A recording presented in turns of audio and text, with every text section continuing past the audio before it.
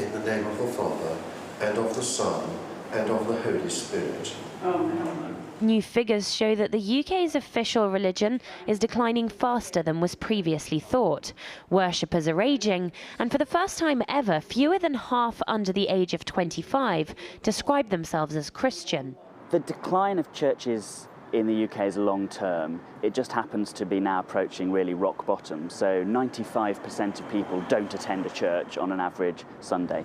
While the Church of England struggles, the Office for National Statistics says that the number of Muslims in England and Wales has surged by 75%. And they're young. Half of British Muslims are under the age of 25. I'm looking at the swathes of men in the hall down below. What is it that draws them here? That's the big question. Motivation theory is very, very different for different people. Islam's family values are very well bonded, and families really try to nurture young people in the fold of Islam.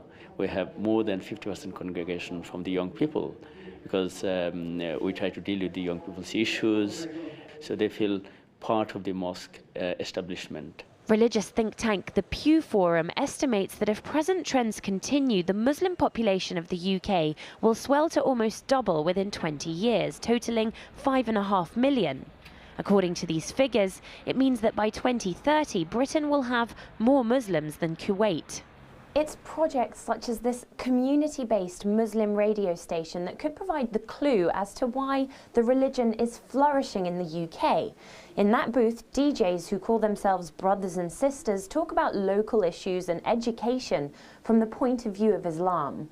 Inspire started out as a special transmission during the holy month of Ramadan. It became so popular that it was established as a permanent radio station. It's actually a lot of pressure on the husband, don't you think? It comes from the Islamic ethos that we won't do anything which is deemed non-Islamic on air. Hence, the music element, one may question about the fact of the music that we play on the radio station. We won't have your mainstream music playing on there because majority of it isn't deemed Islamic. We wouldn't advertise anything un-Islamic in the sense that we wouldn't have any adverts for alcohol. We won't have any adverts for, say, for example, gambling, all those kind of things. According to academics, it's the obedience that Islam demands from its followers that's made it more appealing to worshippers and converts from other religions. Islam says no. This is no and full stop, and people find a sense of direction in it because their religion of origin has lost that, not because that it didn't have it in the first instance.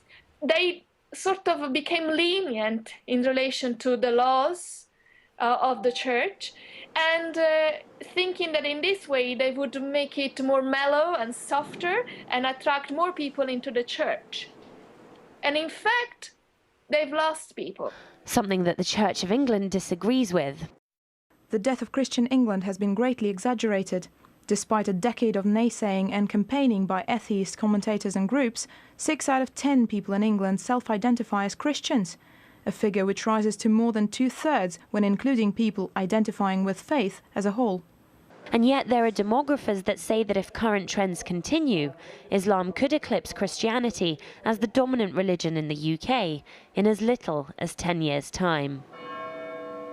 Polly Boyko, RT, London. Let's get some more reaction to this now from Peter Norris, a communications manager at the lobby group Christian Concern. Thanks for joining us here on RT today. So is Christianity in decline in Britain?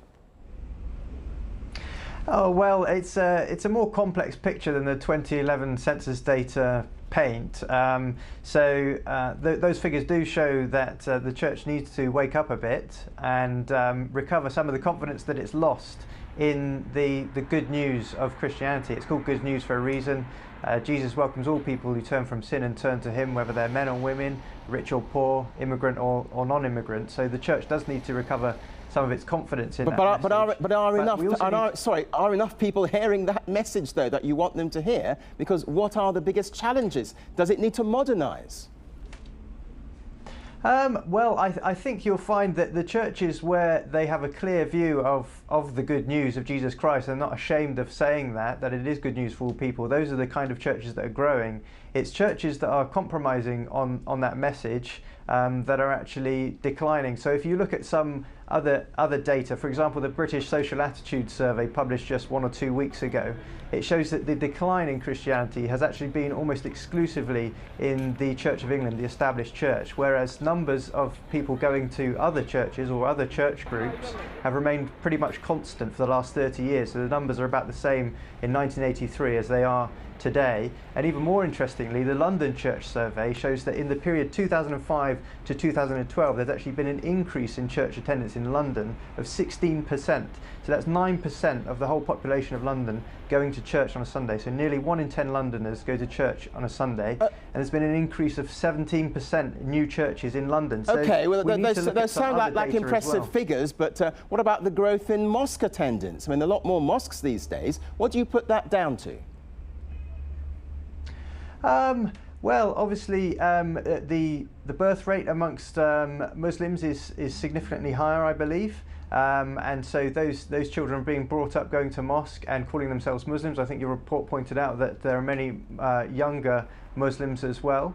But as I said earlier, I think there's been a loss of confidence in the church about its own message about Jesus Christ being good news for all people. And what about the growth of Islam then? Could there be a conflict in terms of Christianity in the future or not? Well, I think it's of concern depending on what happens. So if Sharia law is going to be enacted, which I believe it is in some parts of the country, then that clashes with British law. So British law, and in most Western democracies there's one law for all, but in Sharia there are 3 fundamental inequalities, one of which is between men and women, one is between slave and free, and the other is between Muslim and non-Muslim.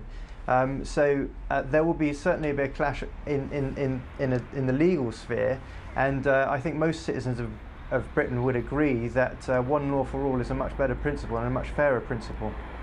OK, we'll leave it there. Peter Norris, live from London. Thank you very much indeed for joining us today on RT.